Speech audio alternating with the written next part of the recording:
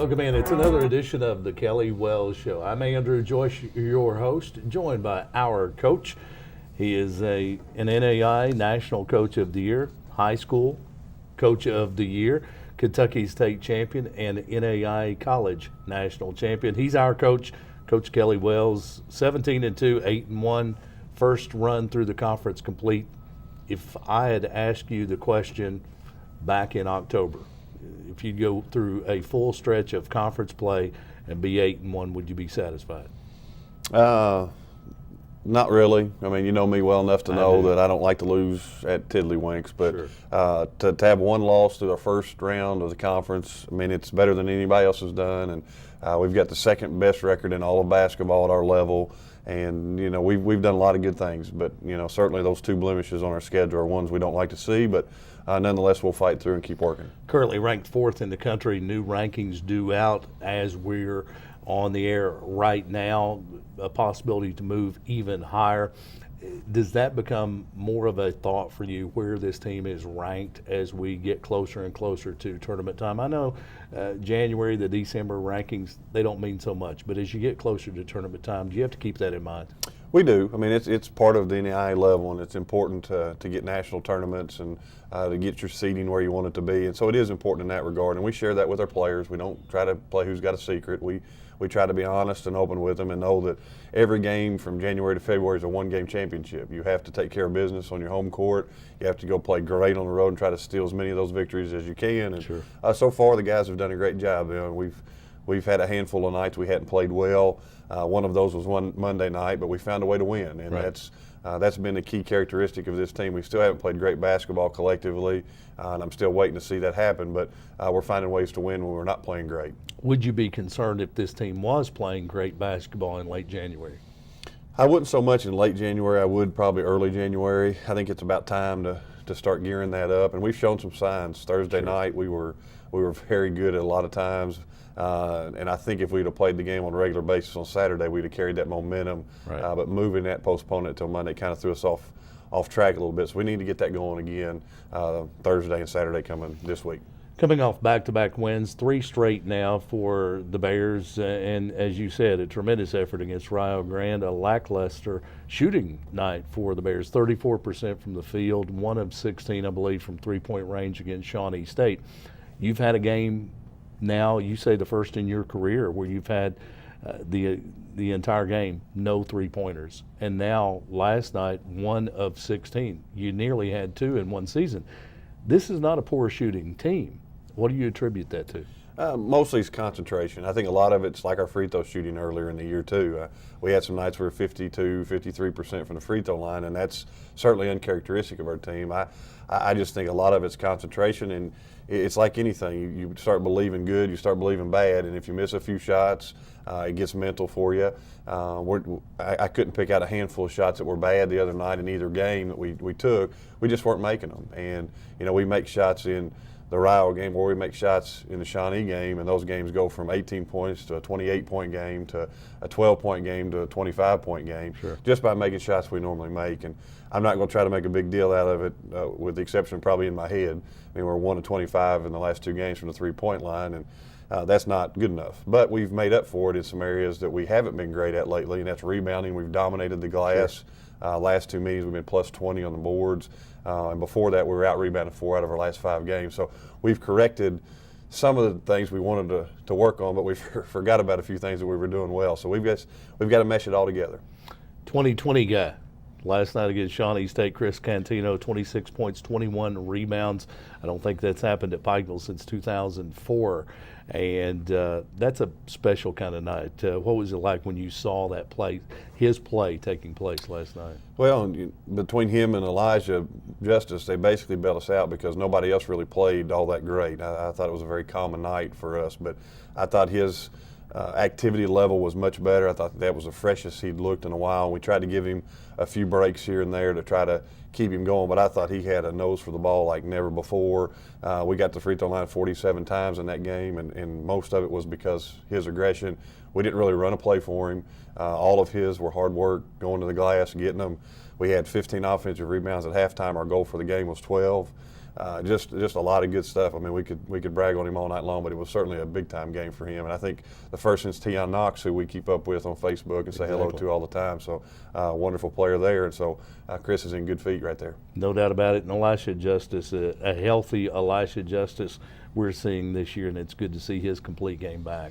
Yeah, he almost had a triple-double. Yeah. And then, of course, after the game, he thought he played like doo-doo. I mean, he thought it was a terrible night for him. Yeah. And he's got high expectations, as do all of us for him. And he sets the bar very high. But I thought he was great. Didn't make shots like everybody else, but he passed the ball great. And it's like I told our guys, we didn't have 2-to-1 assist turnover ratio the last 2 games because you're not making any shots. It's hard to get an assist when you don't make shots. But overall, we're proud that we got to win on Saturday. Extremely proud of the way we played Thursday, and we just got to do more of Thursdays and less of Saturdays. Gotcha. Or Mondays, I guess. Gotcha. Kelly Wells, we're all hung up on Saturday. UPike coming off wins over Shawnee State 84-78, 96-78, and that scored deceptively close. It wasn't that close of a game in the win over Rio Grande. Coming up, Bluefield and Life at the Expo this week, Thursday and Saturday. We'll talk about the 2 most recent games and the 2 games still to come. We'll have highlights to look at when we return on the Kelly Wells Show, presented by Appalachian Wireless.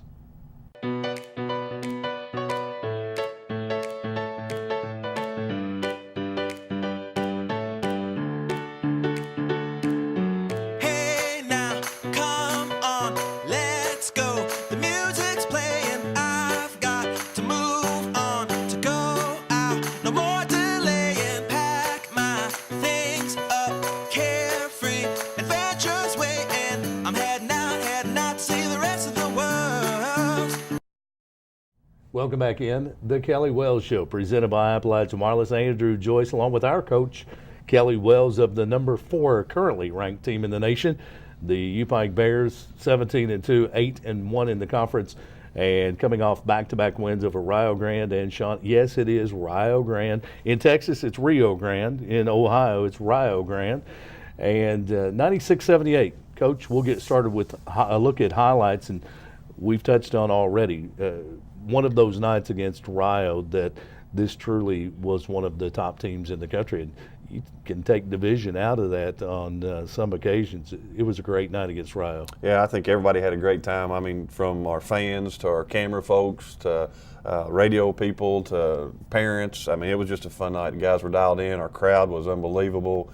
Our student section was rocking. I even had to calm them down one time. They were so good, and I love that. That's the part I really have missed here, is getting our student body more involved. But it's starting to come around a little bit better, and it's just going to have to be a way of life for people to support, those kind of events. And man, it really thrills me to see those students out there.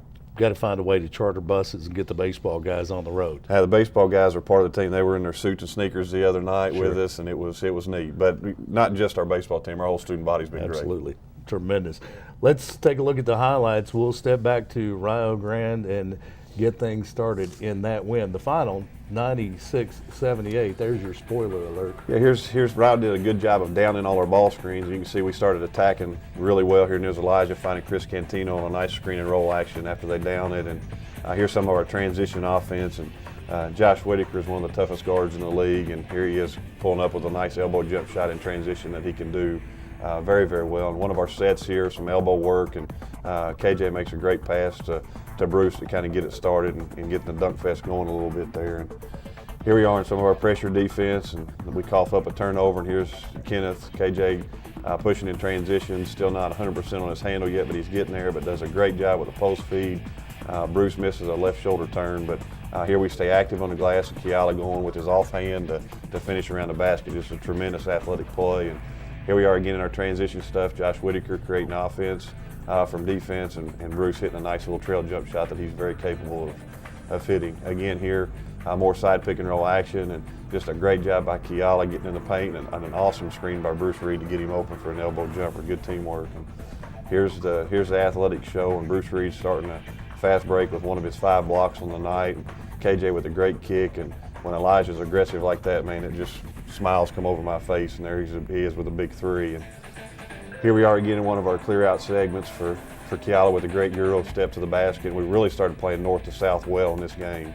And again, another transition play out of one of our offenses, Elijah being very aggressive and doing what he does, and that's make baskets from the top and the wings.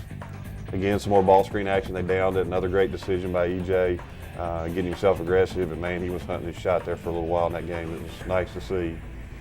Some more interior work by Chris Cantino, keeping it alive off of one of his misses. EJ tracking it down. Some great ball movement. Again, here we are aggressive, and EJ splashes 4 in a row from the triple spot. Here we are defensively, and we just really control the backboard at all levels. EJ's really been rebounding the ball well too. He's had 8 and 7 the last 2 nights, and here's a great outlet pass to KJ with a very athletic Euro move to the rim that he works on every day. And again, EJ just creating havoc when he's dialed in like that, man. He's unbelievable, and he was that night as well. Here we are on some of our ball screen offense. Kiala does a nice job with the open jump shot and shows that lefty stroke from the three-point spot. Again, another set action for us.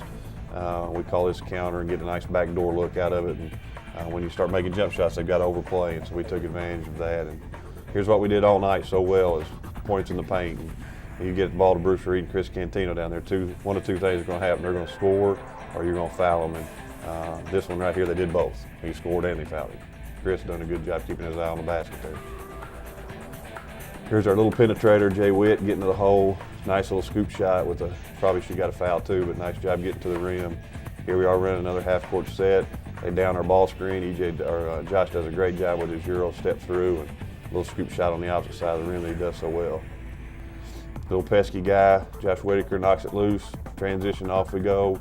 Nice little dunk here by Bruce Reed in transition. That kind of is where we're at our best when we get some of those kind of plays. Again, nice crossover to the rim, and Josh was really good in the second half. He got very aggressive and scoring the basketball. And here we are again in transition. And Wow. Chris Cantino with his first collegiate dunk. So he got above the rim there and got it knocked down there, and a great pass from Kiala. And here's another one of Bruce Reed's dunks, and this is Showtime City and off the glass. And ESPN, here we come. That was a super play by Kiala, very unselfish, and KJ doing what he does, and that's dunked that thing in the basket. 31-point lead at that point, and the Bears go on to the 96-78 win. And here's some highlights from the Shawnee game. Obviously, didn't play as well, but again, trying to stick with our philosophy of driving the ball to the basket, and Bruce Reed did a good job there of getting to the rim and getting us a good basket. And here we are again, creating penetration, playing north to south, and there's our guys on the side over there in their suits and sneakers cheering hard. Here's Josh, had a tough shooting night, but he certainly didn't quit playing. And here's a nice play by Chris Cantino, one of his 21 rebounds and put back here. Defensively, great hands here by KJ leading the break. Gives it up to our point guard, which is what we want to do all the time. Get it back, and then you go, there's your layup, and that's when we're playing our best. Great assist by Elijah there. Here we are in some of our half-court spread offense. Again, being very aggressive, and EJ was very aggressive, got killed on that shot, and still he was so strong, he forced the ball through and got a nice basket out of it. Here we are in our half-court defense with a great steal by Chris Cantino. Not really excited about seeing him dribble the ball up the floor too much, but certainly did a good job there protecting it, getting the open lane, and getting to the rim. Here's KJ doing a very good job of getting to the basket, not settling, finishing with his strong hand at the rim. Here's Josh, creates a penetration, does a great feed right here, and CC with another nice look at the basket. Did a very good job of finishing, and just another free throw for him and another scored basket. Here's EJ making him pay for backing off of him. That was the one 3-point shot we hit that night. Another great post feed, and Bruce just doing his thing on the block. He can make a living down there. There's very few people can stop him on the interior when he's in there and posted up. And again, EJ just being a great, smart player. We knew where our bread was buttered, throwing it inside, and there's CC finishing. And we were so tired I had to call timeout after that. We got gassed a little bit trying to run away. Again, CC working that glass and getting the ball into the basket. And they switched to the zone, and we did a great job here, especially late, trying to get the ball fed in. And a lot of times your players stop on those kind of plays, and Chris didn't stop. He got his shot blocked, but he went right back after it, took it right to the rim. That was a big play for us. That kind of sealed the deal. Sealed the deal as indeed, and the Bears get an 84-78 win over Shawnee State University. I think something that we saw in the highlights that maybe is much improved in January than it was in November. The passing game's tremendous on these highlights. We can be a great passing team. We haven't collectively made shots as well as we would like to, and our goal is always to be 2-to-1 on assists and turnover. We haven't reached it the last couple of games, but we've shot 38% from the field and 43% from the field, and 0 from the 3 and 0.6 from the 3. And you don't have a lot of assists when you don't make baskets, so that's gone down a little bit. But we are a great passing team, and hopefully we'll become a more willing passing team as well as the season goes on. 17-2, 8-1 in the conference. One run through the conference complete. We'll start that other run Thursday night with Bluefield College. We'll talk with Coach Kelly Wells about that game, and Life University, one of the losses for the Bears this year, coming up on Saturday, a chance to get one back. When we return on the Kelly Wells Show, special guest, assistant coach Matt Taylor. The Kelly Wells Show is presented by Appalachian Wireless.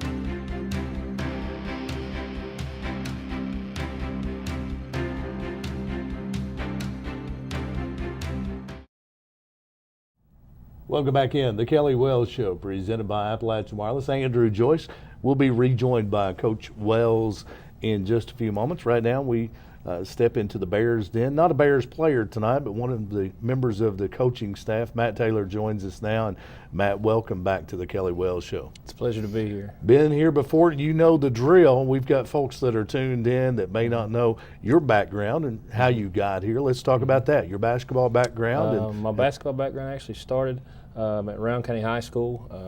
A while back, we actually won the region with Coach Daniel. That's Coach Wells' actual former high school where he played. Right. Happened to be starting to email people I wanted to get into college coaching, and Coach Richie Riley, a former assistant under Coach Wells, actually gave me my first shot here. And then after that, I went to Union College and got my first master's degree there. And then after that, I got a job at St. Catherine College here in the Mid-South. Right. And I was there for 2 years, and then Coach Wells actually brought me back. It's been a blessing to be back here and be close to home. Coach Kelly Wells, highly respected in the coaching community, high school and Absolutely. on the college level. What is something that stands out that you have learned from Coach Kelly Wells? I've learned to always stay on the even keel, never too high, never too low. He says it a lot to our guys, and I've learned that as well. It's definitely something that's new to me because, coming from where I did at St. Catherine, it was always high. We were always, ready to roll and always, in that stages, but ended up in the long run, that doesn't pay off. You have to stay at even keel, and that's the biggest thing that I've learned from it. How tough is that for a guy with a lot of fire? Because you are a guy with a lot of fire. Yeah. You're not that even keel personality of Coach Kelly Wells. You and I can relate because there are a lot of highs. There's a lot of emotion in athletics. Absolutely. How tough is that to learn and to adjust? It's hard at times, but Coach Wells gives you a lot of freedom. Me and Coach Compton and Coach Brinkman and Coach Whitaker and all of us, Coach Casey, he gives you a lot of freedom in practice to speak up when you need to say things when you need to, and especially over the guys that we recruit, we're able to control them a little bit, and he lets you loose with it, which helps us develop, later on as a better coach. Right. Coach Kelly Wells, he's even keeled, but he's still got a foot stomp or two in him. He sure does. That's exactly right. We've seen that, and it's amazing that he can be so even keel, so cool and collected, but he's got a pretty good foot stomp when he needs it. And I think the guys, he can get their attention without screaming, hollering, or throwing chairs, as some college coaches have used in their repertoire. As an assistant coach, midway through the conference, you're 8-1. Obviously, you've seen everybody in the conference now once in game action, but scouting continues. Bluefield coming up this week. You saw them just after the first of the year. Hard-fought win on the road. Absolutely. How does scouting change for Bluefield as opposed to the first time you saw them? Bluefield will change, as a lot of the teams will, in the second way through the conference. A lot of times we take our film that we actually had in our game and we critique it, break down the things that they did to break us, to beat it or to try to beat us, and what they did well, as opposed to the first time through the conference. You're learning about players' tendencies, what they do well, what they don't do well, coaching styles, when he subs certain people, what plays they run. We know all those things. So this time it has to be about us. It's always about us, but at the first time going through the conference, you have to you have to know what you're doing and who you're against. I know that Coach Wells' philosophy is the Bears have to take care of business, but also, regardless of the sport, regardless of the level, you want to know what other teams Absolutely. tend to do. It makes your players more comfortable when they have an idea of what they're going to see. Absolutely. Our guys do scout. They usually get them 2 days in advance most of the time, and then we walk through them. We do walk through our plays, especially when we're on the road. They always know their players' tendencies, and we constantly remind them. I know when I see them or Coach Ty or anybody else sees them in the calf, we're like, hey, what does so-and-so do? Tell me what Marion's a perfect example. He's one of the guys we're going to have to stop for Bluefield. Sure. And we always ask, what's he do? What's he good at? And then right on the spot, they'll answer the questions, and that way you know if they've been preparing or not. Our guys are really good about it. 8-1 through the first run of the conference, 17-2. How close is this team to being at peak, to being where it's tournament ready? I think we're very close to getting over the hump. It's like Coach Wells said. I think if it would have been a normal routine, we're a routine team in everything we do. And I think if it would have been a Thursday, Saturday, our momentum would have carried over. I think the Monday kind of threw them off a little bit. And I think that's one of the reasons we put Life on a Saturday, coming up, so they would stay, even though we were off, it would stay in that routine to try to build toward what we want. Non-conference game jammed into the middle of the conference schedule. It's not a bad game plan, but now you've had a conference game postponed and you've got 3 games in 1 week. How does that change preparation from the coaching staff? We do prep hard. I know me and Ty talk about it all the time. Our routine as far as the scouts go, we start preparing like on Saturday night. We automatically start uploading films, get everything going. Then Monday we try to do breakdown. But with it going like this and this being our second time playing them, it's a little bit smoother. It's a lot easier for us on our side because you just have to change certain things on the scout averages, a play or two that they might put into play. But most of the guys are still playing, so it's a lot easier. Very good. Matt Taylor, as we prepare to go on air, you're doing some studying of your own. Tell us about that. Absolutely. I'm trying to get a second master's degree here in business through the University of Pikeville. It's very, very hard because basketball is my first priority, here at the school as one of the assistants. But at the same time, it's something I want to do. I have no intentions of leaving the coaching profession, but it's just something I want to have. I was always taught by my mother and my father that education is something no one can ever take away from you, no matter what happens. Exactly. And it's something that I want to pursue. So. What's next on the basketball horizon for you? Where would you like to land 10 years down the road or near the end of your career? Matt Taylor, we will step back and say he was a tremendous Coach. Fill in the blank. I think I would like to end up in 5 to 10 years at the Division II, Division I level, either Division I as an assistant coach, Division II maybe a head coach, NAIA, like a prominent NAIA, nothing small. I'd like to end up being a head coach there sometime, but right now I'm really, really happy being in Pikeville. Absolutely. We're glad to have you part of the coaching staff of the number 4 ranked team in the nation as we look for a return trip to Kansas City.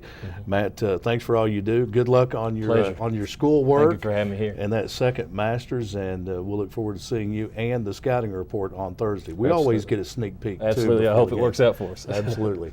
Matt Taylor, our guest, he's a part of the coaching staff at the University of Pikeville. Coach Kelly Wells returns after this. We'll get a quick scout on Bluefield and Life University coming up Thursday and Saturday at the Expo Center. You'll want to make plans to be there and see one of the top teams in the country, our Bears. The Kelly Wells Show is presented by Appalachian Wireless. We'll be right back.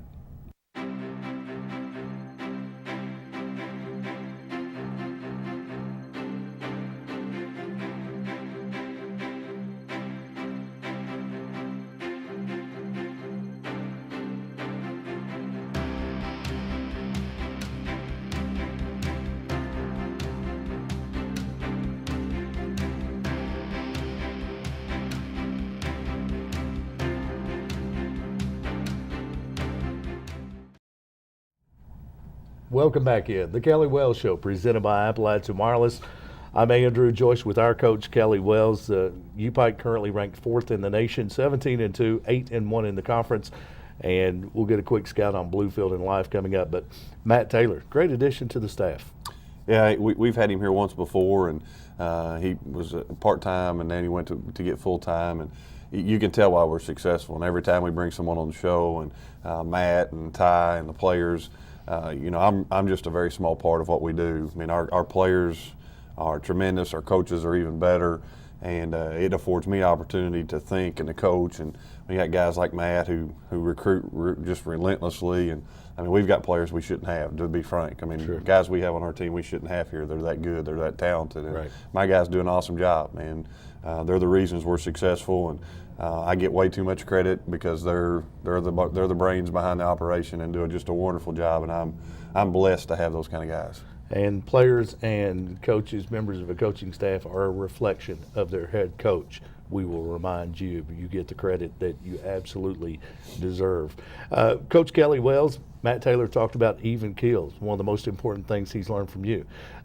Who taught you that? My mother.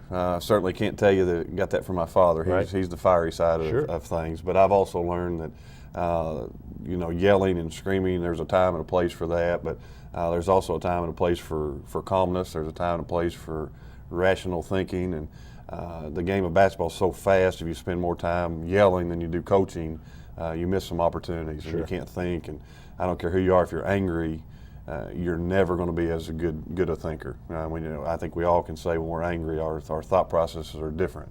So I try to keep on an even keel. There's times I erupt and can't stand it, but for the most time, I try to keep myself as an experienced coach to try to do better with that. But there's times in the locker room that the paint gets peeled off, and that's just the way it is. Absolutely. Coach Kelly Wells, our coach, Bluefield, just after the first of the year on the road and a 3-point win. Hard-fought win over a Bluefield team.